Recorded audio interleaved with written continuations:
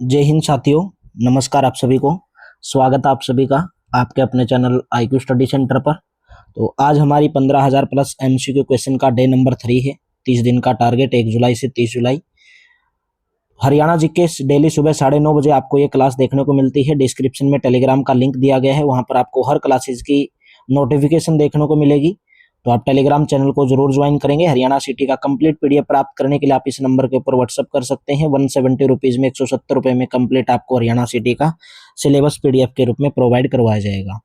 तो आज का हमारा क्वेश्चन है, नर नारायण गुफा हरियाणा के कौन से जिले में है? कल आपको होमवर्क के रूप में भी दिया था, यमुनानगर जिले के अंदर है। और यमुनानगर के साथ आप सब लोग जानते हैं कि उत्तराखंड की जो सीमा है, हरियाणा राज्य 5 राज्यों के साथ अपनी सीमा साझा करता है और यमुनानगर के साथ 3 राज्य जो हैं अपनी सीमा साझा करते हैं। और उत्तराखंड की सीमा मात्र मेरे दोस्तों 11 किलोमीटर की सीमा हरियाणा राज्य के अंदर जो सबसे कम सीमा साझा करता है उत्तराखंड करता है। सबसे ज्यादा राजस्थान जो है हरियाणा के साथ सबसे ज्यादा सीमा अपनी साझा करता है। और यमुनानगर के अंदर एक बैराज है, हथनीकुंड बैराज। हथनीकुंड बैराज ये भी कहां पर बना है? ये भी आपका यमुनानगर के अंदर यमुना नदी के ऊपर बना हुआ है। नेक्स्ट क्वेश्चन है, कौन सी नदी वर्षा ऋतु में राज्य के अंबाला एवं कुरुक्षेत्र जिले में बाढ़ का मुख्य कारण है? बाढ़ अंबाला और कुरुक्षेत्र के कारण जब वर्षा होती है कौन सी नदी के कारण आती है?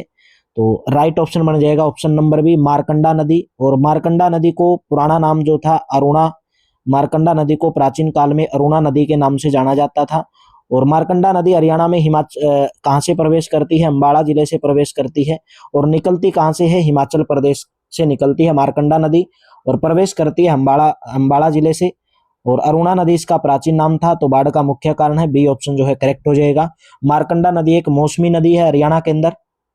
तो एक ही बारहमासी जो नदी है यमुना नदी जो हर टाइम बहती है हरियाणा के अंदर, वो एक ही नदी है यमुना नदी। बाकी जितनी भी नदियां हरियाणा के अंदर वो सभी की सभी मौसमिया नदियां हैं, बरसात के ऊपर डिपेंड करती हैं। टोटल लंबाई इस नदी की 120 किलोमीटर है, लेकिन हरियाणा के अंदर कुल लंबाई इसकी केवल 90 किलोमीटर है।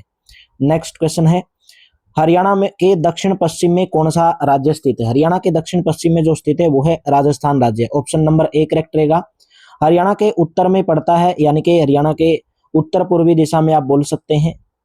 पूर्वी सीमा का निर्धारण करता है, पूर्वी सीमा का जो निर्धारण करती है यमुना नदी हरियाणा और उत्तर प्रदेश के बीच में। और आपका पंजाब भी आप उत्तर पश्चिम दिशा में बोल सकते हैं, उत्तराखंड आपके पूर्व दिशा की साइड में, और उत्तराखंड उत्तर पूर्व में बोल सकते हैं। दिल्ली हरियाणा से 3 तरफ से घिरा हुआ है। बहुत बार एग्जाम के अंदर ये क्वेश्चन पूछा जाता है। 3 तरफ से घिरा हुआ उत्तरी पश्चिमी और दक्षिणी सीमाओं से। हरियाणा भारत के 17वें राज्य के रूप में अस्तित्व में आया था, 17वां राज्य बना था। और वर्तमान में हरियाणा में 22 जिले हैं। दीनबंधु राम पावर प्लांट हरियाणा के कौन से जिले के अंदर है? दीनबंधु राम पावर प्लांट हरियाणा के यमुनानगर जिले के अंदर है। बी ऑप्शन करेक्ट ऑप्शन रहेगा। इसकी जो कुल क्षमता है इसके अंदर 2 यूनिट है, 300 मेगावाट की 2 यूनिट लगाई गई है। और इसने जो काम करना शुरू किया था 2008 में काम करना शुरू कर दिया था। इसका निर्माण रिलायंस ऊर्जा लिमिटेड कंपनी और संघाई इलेक्ट्रॉनिक कंपनी है, ये चीन की कंपनी है, और रिलायंस इंडस्ट्रियल कंपनी, इनके बीच में सहयोग से इसकी स्थापना की गई थी। भाखड़ा डैम प्रोजेक्ट के संस्थापक कौन थे? भाखड़ा डैम प्रोजेक्ट के संस्थापक का नाम था Chaudhary Chhoturam. Option number A correct रहेगा। भाखड़ा डैम प्रोजेक्ट के संस्थापक चौधरी छोटूराम थे। छोटूराम ब्रिटिश भारत के पंजाब प्रांत के एक प्रमुख राजनीतिक व्यक्ति भी थे। और भाखड़ा डैम कहां पर है? हिमाचल प्रदेश के बिलासपुर में आप बोल सकते हैं। बिलासपुर, हिमाचल प्रदेश के बिलासपुर में भाखड़ा गांव में सतलुज नदी पर बना हुआ एक कंक्रीट बांध है। इसकी ऊंचाई लगभग 207 से 226 मीटर तक है। और भाखड़ा नांगल बांध का निर्माण कब हुआ था? 1962 में हुआ था, 1962 के अंदर। नेक्स्ट है, पानीपत की तीसरी लड़ाई मराठा शासकों के बीच में लड़ी गई। मराठा शासक और एक अफगान शासक थे जिसका नाम था अहमद शाह अब्दाली। कब लड़ी गई थी? 14 जनवरी 1761 को लड़ी गई थी। 14 जनवरी 1761 को हरियाणा की पानीपत के अंदर तीसरी लड़ाई लड़ी गई अहमद शाह अब्दाली और मराठों के बीच में। एक अफगान शासक थे अहमद शाह अब्दाली और एक मराठा शासक थे सदाशिव राव भाऊ, जिसके अंदर मराठों की जो है हार हो गई थी और अहमद शाह अब्दाली की इसके अंदर जीत हुई थी और मराठों की पराजय हुई थी। महाभारत में हरियाणा को क्या कहा गया है? महाभारत में हरियाणा को बहुधान्यक कहा गया। और बहुधान्यक का मतलब है कि अपार धन की भूमि, भरपूर अनाज की भूमि के रूप में जाना जाता था। सी ऑप्शन करेक्ट रहेगा। हरियाणा की पारंपरिक वेशभूषा में फरगल क्या है, यानी कि फरगल का जो मतलब क्या है। फरगल का मतलब होता है चिल्ड्रन कैप, यानी कि बच्चों का एक टोप। बच्चे जो है फरगल जिसको बोला जाता है, बच्चों के टोप को बोला जाता है, जिसे बच्चे सर्दी के मौसम के अंदर पहनते हैं।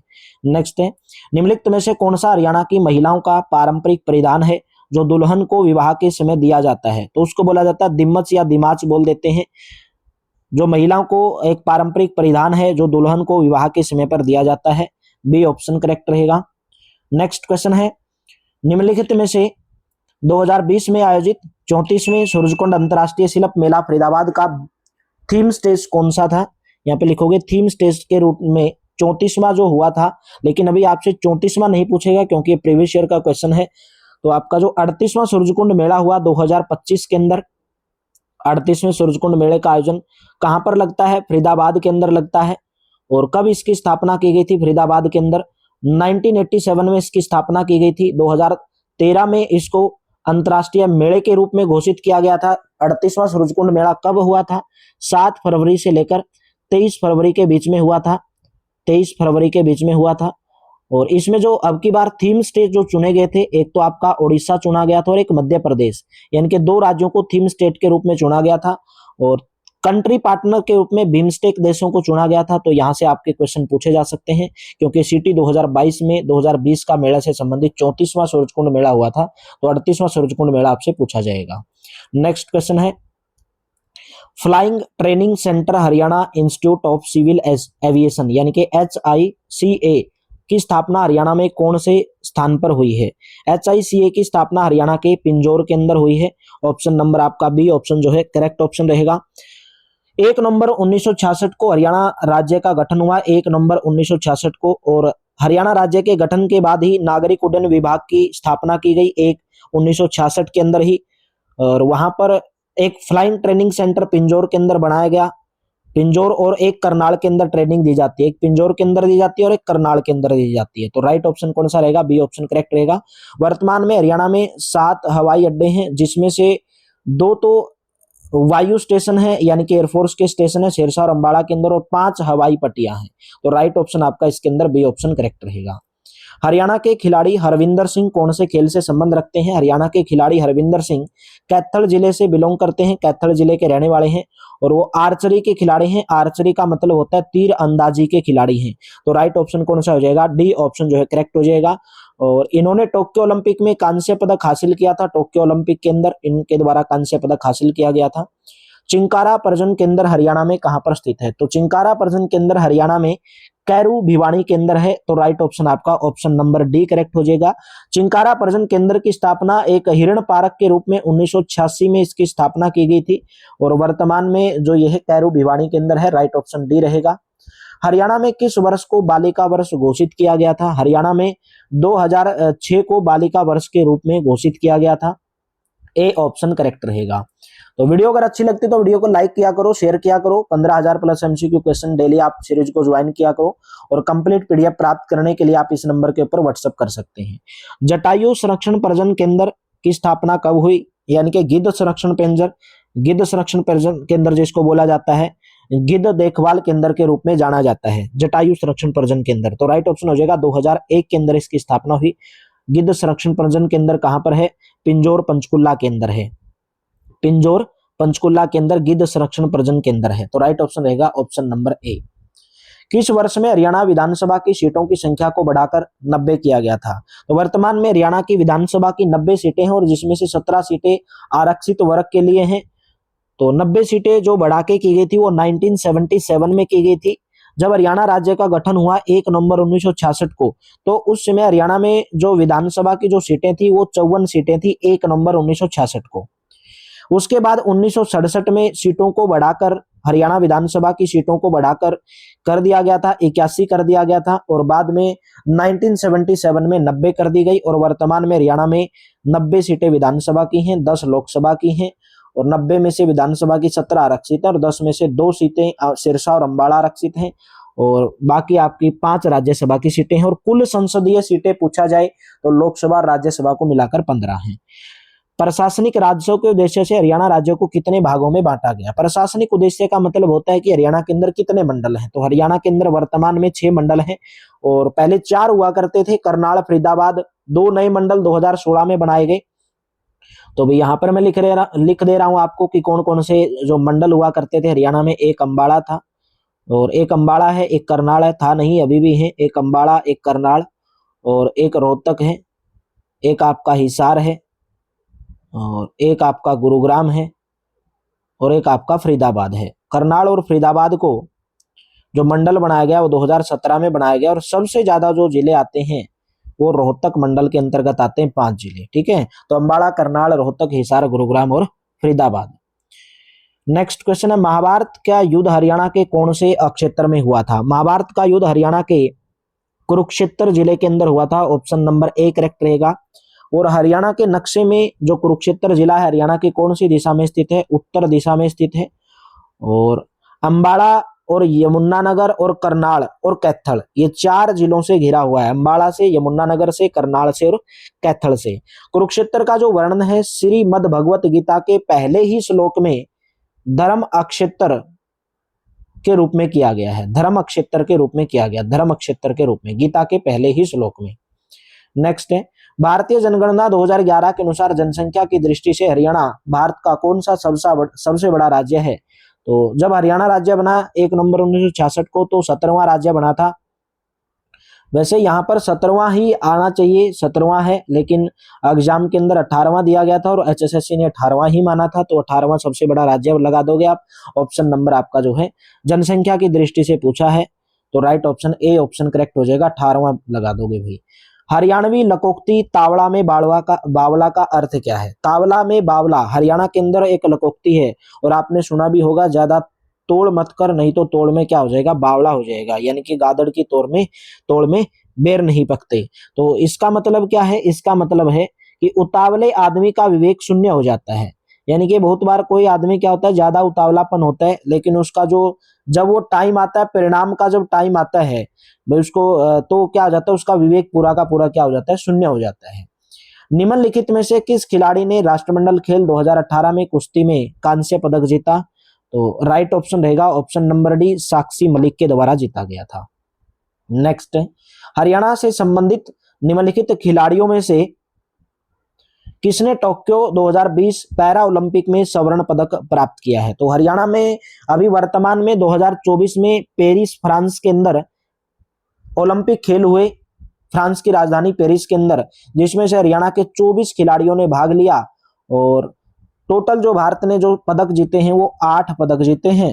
तो राइट ऑप्शन आपका ऑप्शन नंबर कौन सा हो जाएगा? ऑप्शन नंबर डी हो जाएगा, सुमित अंतिल के द्वारा जीता गया था। और सुमित अंतिल को जो आपका अभी 2024 में पेरिस ओलंपिक हुआ था उसमें ध्वज वाहक के रूप में भी आरंभ के रूप में सुमित अंतिल ने है ध्वज वाहक किया था भाई। नेक्स्ट है, हरियाणा में प्रथम राज्य कवि की उपाधि किस व्यक्ति को प्रदान की गई? तो राइट ऑप्शन रहेगा ऑप्शन नंबर सी, उदय भानु हंस को। हरियाणा में प्रथम राज्य कवि की उपाधि उदय भानु हंस को प्रदान की गई। उदय भानु हंस की बहुत प्रसिद्ध कविताएं हैं जो आपके एग्जाम के अंदर पूछी जाती हैं। भेड़ियों के ढंग, भेड़ियों के ढंग, ये आपके एग्जाम के अंदर पूछा गया है। भेड़ियों के ढंग जो ये कविता है, प्रसिद्ध कविता, किसके द्वारा लिखी गई है? तो बोलोगे सर उदय भानु हंस के द्वारा लिखी गई है। और एक आपकी हंस मुक्तावली, हंस मुक्तावली, ये भी किसके द्वारा लिखी गई? उदय भानु हंस के द्वारा लिखी गई। और एक आपकी है संत सिपाही, ये सभी किसके द्वारा लिखी गई हैं? उदय भानु हंस के द्वारा लिखी गई हैं। तो राइट ऑप्शन आपका ऑप्शन नंबर जो है इसके अंदर सी रहेगा। नेक्स्ट क्वेश्चन, गीता का प्रथम श्लोक कुरुक्षेत्र की व्याख्या किस रूप में करता है? तो किस रूप में करता है? धर्म क्षेत्र के रूप में करता है, पहले ही श्लोक में ये बात दी गई है। तो राइट ऑप्शन आपका बी ऑप्शन जो है करेक्ट रहेगा। हरियाणा आर्थिक सर्वेक्षण 2021-22, तो 23-24 के अनुसार भी पूछ सकता है। 24-25 के अनुसार हरियाणा में कुल कितने उप कोषागार हैं? तो हरियाणा में कुल 82 उप कोषागार हैं। ए ऑप्शन जो है करेक्ट ऑप्शन रहेगा। हरियाणा में 24 जिला कोषागार हैं, 24 जिला कोषागार हैं। ठीक है, तो आपको ये बात ध्यान में रखनी है। अभी 25 हो गए हैं तो आपको 25 करना है, 25 जिला कोषागार हो गए हैं। ठीक है, तो राइट ऑप्शन आपका ऑप्शन नंबर ए करेक्ट रहेगा। हरियाणा में पंजीकृत अटल सेवा केंद्रों की कुल संख्या कितनी है? हरियाणा में पंजीकृत अटल सेवा केंद्रों की जो कुल संख्या है वो 16,552। D option will be correct. Next question, वित्तीय वर्ष 2022-23 में हरियाणा राज्य बजट में कृषि के क्षेत्र में व्यय के लिए कुल बजट का कितना प्रतिशत निर्धारित किया गया है। तो आपसे ये क्वेश्चन भाई अभी 2025-26 के बजट से पूछा जाएगा। और पूरा कंप्लीट वीडियो देखने के लिए अलग अलग तरीके से कौन से क्षेत्र में कितने % बजट दिया गया, कौन से क्षेत्र को कितना पैसा दिया गया, कंप्लीट वीडियो आप चैनल के ऊपर जाओगे, सर्च मारोगे कि Haryana budget by IQ study centre, तो पहली वीडियो आपको देखने को मिलेगी। और पूरा का पूरा 2 पार्ट के अंदर लगभग 250-300 क्वेश्चन बजट के करवाए गए हैं। वहां से जाकर देखोगे तो आपको पूरा का पूरा देखने को मिलेगा। तो अभी तो उत्तर नहीं देना चाहोगे, इनमें से उपरोक्त में से कोई नहीं रहेगा। लगभग 8,200 कुछ जो है पैसे शिक्षा ये कुल बजट के रूप में कृषि को दिए गए हैं। हरियाणा में यूनियनिस्ट पार्टी की पहुंच के विस्तार के लिए 1923 में फजल ए हुसैन के साथ मिलकर किसने जमींदारी लीग की स्थापना की थी। तो जमींदारी लीग की जो स्थापना की गई थी वो सर छोटूराम के द्वारा की गई थी 1923 के अंदर, फजल ए हुसैन के साथ मिलकर। तो right option B option correct option रहेगा। और फजल ए हुसैन क्या था, एक मुस्लिम हिंदू और जो सिख किसान थे उनका एक गठबंधन था। बी ऑप्शन करेक्ट रहेगा। प्रसिद्ध लेखक धरणीधर ने अपनी पुस्तक अखंड प्रकाश में हरियाणा राज्य को कौन से शब्द से संबोधित किया है। बी ऑप्शन करेक्ट रहेगा, हरिभंका के नाम से। प्रसिद्ध लेखक है धरणीधर, उन्होंने अपनी पुस्तक अखंड प्रकाश में हरियाणा राज्य को हरिभंका शब्द से प्रयुक्त किया है। अखंड प्रकाश में कहा है कि जो शब्द है हरिभंका से आया है और जो इसका मतलब क्या होता है, हरि यानी कि भगवान इंद्र की पूजा से जुड़ा हुआ है। तो राइट ऑप्शन आपका ऑप्शन नंबर जो है बी ऑप्शन करेक्ट रहेगा। हरियाणा में प्रचलित खोड़िया प्रसिद्ध नृत्य रूप का आयोजन प्रमुख रूप से कौन से अवसर पर किया जाता है। खोड़िया नृत्य जो किया जाता है विवाह के अवसर पर किया जाता है। बी ऑप्शन जो है करेक्ट ऑप्शन रहेगा, जिसमें जब बारात का जो प्रस्थान के बाद नव जो दुल्हन आती है उसके आगमन पर वर पक्ष की तरफ से, लड़कों की तरफ से ये रात भर खोड़िया नृत्य किया जाता है। हरियाणा का कौन सा जिला सुराही यानी कि पतली गर्दन वाले घड़े के लिए प्रसिद्ध है। बी ऑप्शन करेक्ट रहेगा, झज्जर जिला। B option will be correct, पतली गर्दन वाले घड़े के लिए प्रसिद्ध है।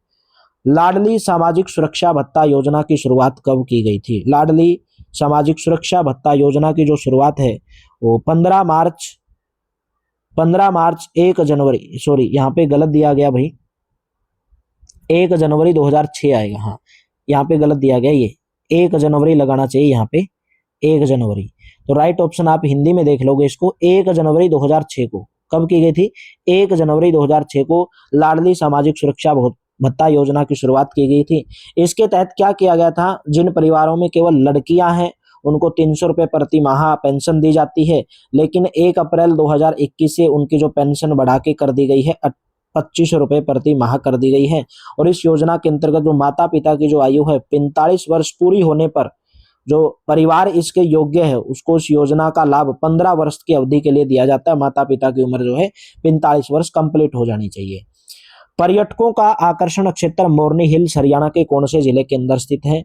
राइट ऑप्शन रहेगा मोरनी हिल्स है पंचकुला के अंदर। हरियाणा का एक ही मात्र हिल्स है Morni hills, option number D correct रहेगा, शिवालिक पर्वत श्रेणियों के अंदर है।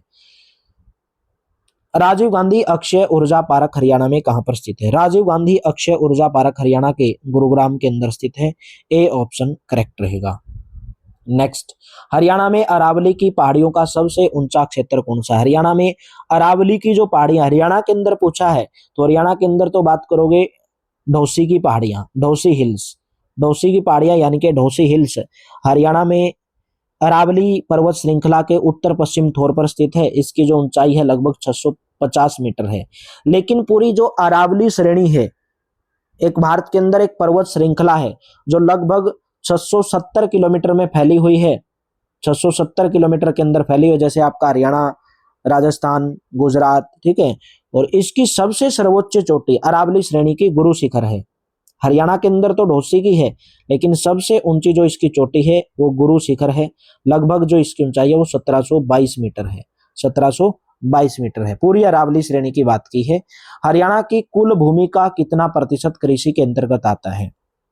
तो हरियाणा की कुल भूमि का कितना प्रतिशत कृषि के अंतर्गत आता है, 70%, ऑप्शन नंबर डी। ये आपका एचएसएससी ने माना था, लेकिन बहुत सारी बुकों के अंदर आपको कोई हरियाणा के भाई कृषि के अंतर्गत बोला जाता है कि 86% भाग आता है और 80% भाग पर खेती की जाती है। तो कहीं कहीं पर अलग माना जाता है, लेकिन एचएसएससी के द्वारा इसको ऑप्शन नंबर डी ही माना गया है। तो डी ऑप्शन आप लगा दोगे भाई, 70% लगा दोगे।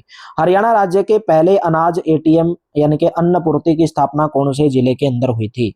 राइट ऑप्शन रहेगा ऑप्शन नंबर ए, हरियाणा राज्य के पहले अनाज एटीएम की जो स्थापना है ये गुरुग्राम के अंदर की गई थी।